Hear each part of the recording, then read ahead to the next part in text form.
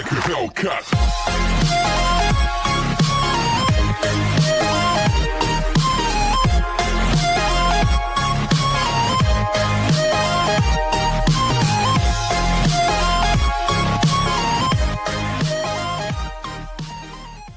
Part 8 की शुरुआत में हम शिया एंड बादशाह को शॉपिंग मॉल में देखते हैं, जहां वो दोनों साथ में शॉपिंग कर रहे होते हैं। एंड हमारा बादशाह तो बिल्कुल बच्चों की तरह शिया को वो हर एक चीज़ लेने के लिए परेशान करता है जो कि उसे पसंद आती है।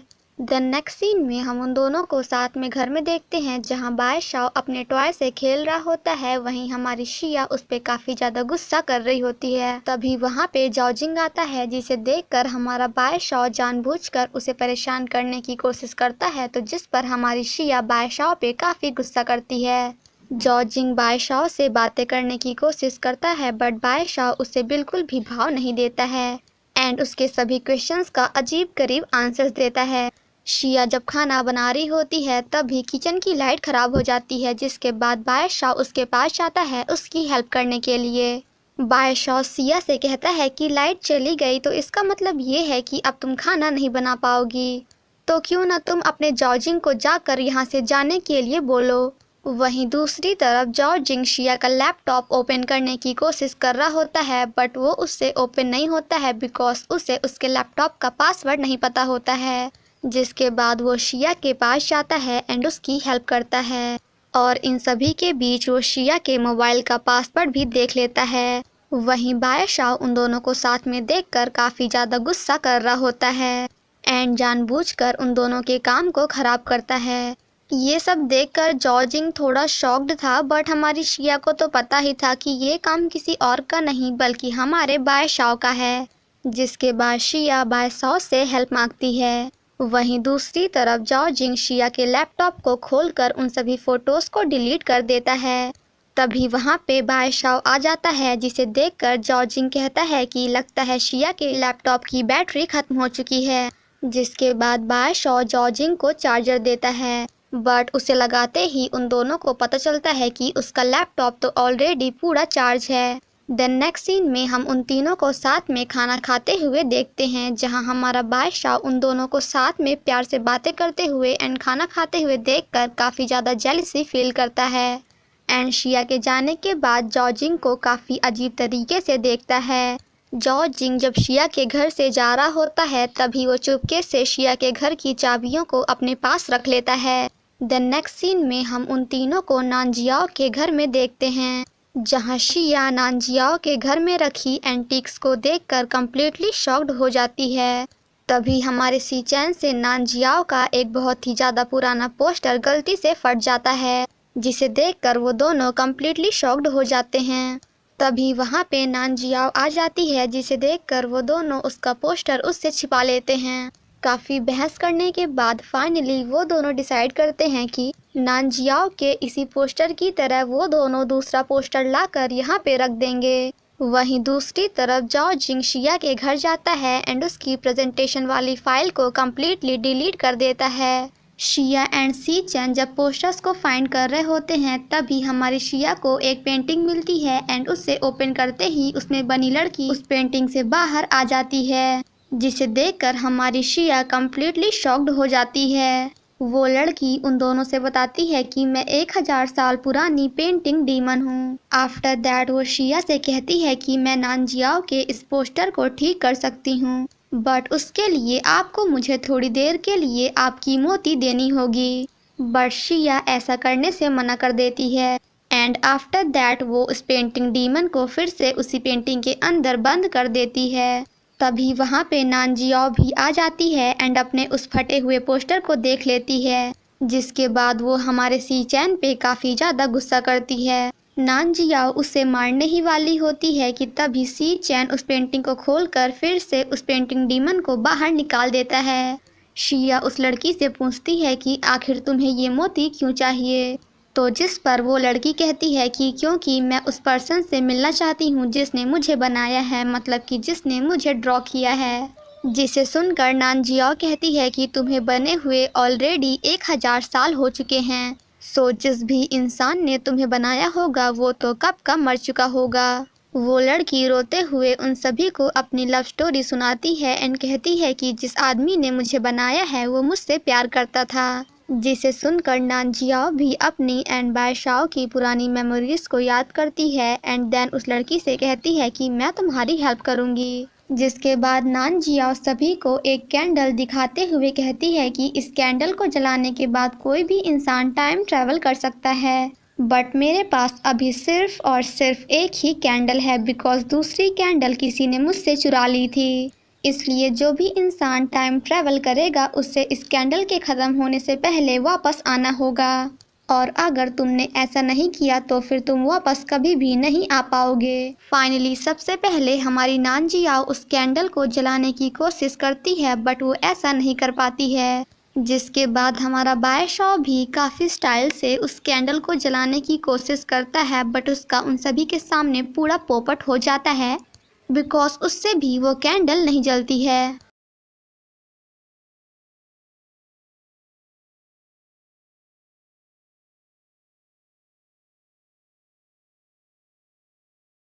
फाइनली हमारा सी चैन भी ट्राई करता है बट उससे भी ये कैंडल नहीं जलती है। बट जैसे ही हमारी शिया उस कैंडल को जलाने की कोशिश करती है तो वो कैंडल बड़े आराम से जल जाती है।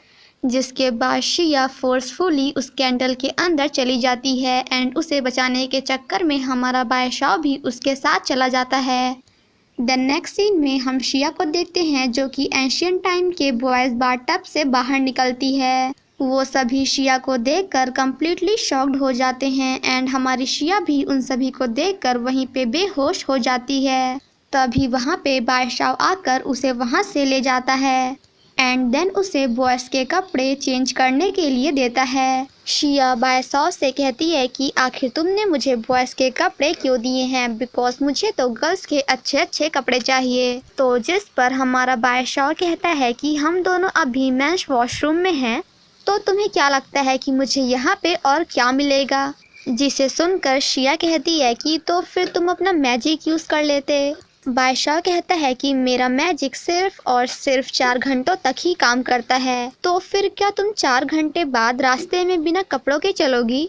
तभी शिया अपने फ़ोन को देखती है जो कि पानी के कारण ख़राब हो गया था।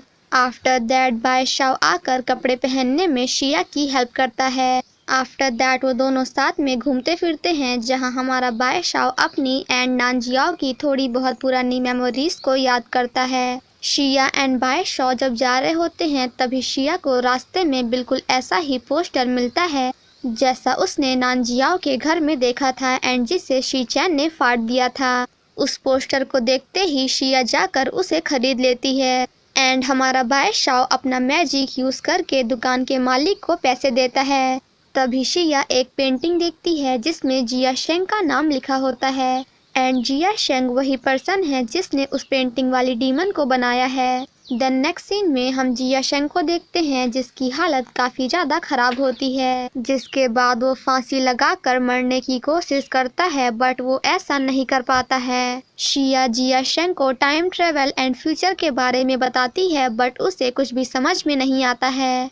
आफ्टर दैट शिया जिया शेंग को उस पेंटिंग एंड उस डीमन के बारे में बताता है बट एंशियंट टाइम में जिया शेंग ने अभी तक उस पेंटिंग को नहीं बनाया था। जिया शेंग को हमारी शिया की बातों में एंड डीमंस में बिल्कुल भी भरोसा नहीं होता है। जिसके बाद हमारा बादशाह उसे कुछ एक्सपेरिमेंट्स करके दिखाता है। शिया एंड बादशाह के जाने के बाद जिया शेंग उस पेंटिंग वाली डीमन को बनाने की कोशिश करता है।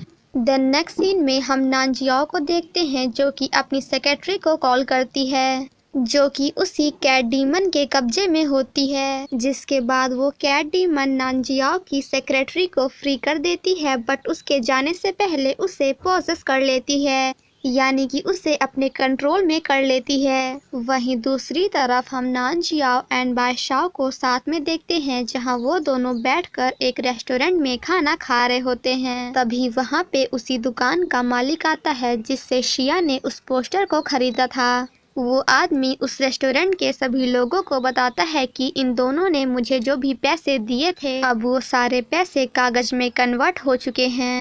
ये सब सुनने के बाद वहाँ पे दुकान का ओनर आता है एंड उन दोनों से अपने पैसे मांगता है।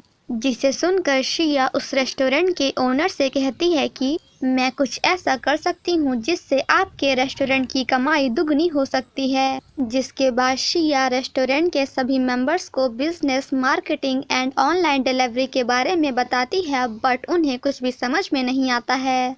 ये सब देखकर बादशाह अपने मैजिक को यूज करता है एंड शिया को काफी प्यार से चलने के लिए कहता है। वहीं दूसरी तरफ हम जिया शेंग को देखते हैं जिसने फाइनली उस पेंटिंग को बना लिया। शिया जब जिया शेंग के घर में होती है तो वो बादशाह को देखकर अपने आप से कहती है कि क्या बादशाह के मन में मेरे लिए कोई भी फीलिंग्स नहीं है। ये सब सोचते सोचते शिया वहीं पे सो जाती है। शिया के सोने के बाद बादशाह उसके पास आता है एंड उसे ब्लैंकेट देता है। वहीं दूसरी तरफ नानजिया और शी चैन से कहती है कि आखिर तुम इतने आराम से कैसे सोच सकते हो, बिकॉज अगर ये कैंडल जलना बंद हो गई तो फिर तुम्हारी हनी एंड मेरा डार्लिंग कभी भी वापस नहीं आ पाएंगे। द नेक्स्ट सीन में हम फिर से शिया एंड बादशाह को देखते हैं जहां वो दोनों साथ में एक ईटिंग कॉन्टेस्ट में पार्टिसिपेट करते हैं।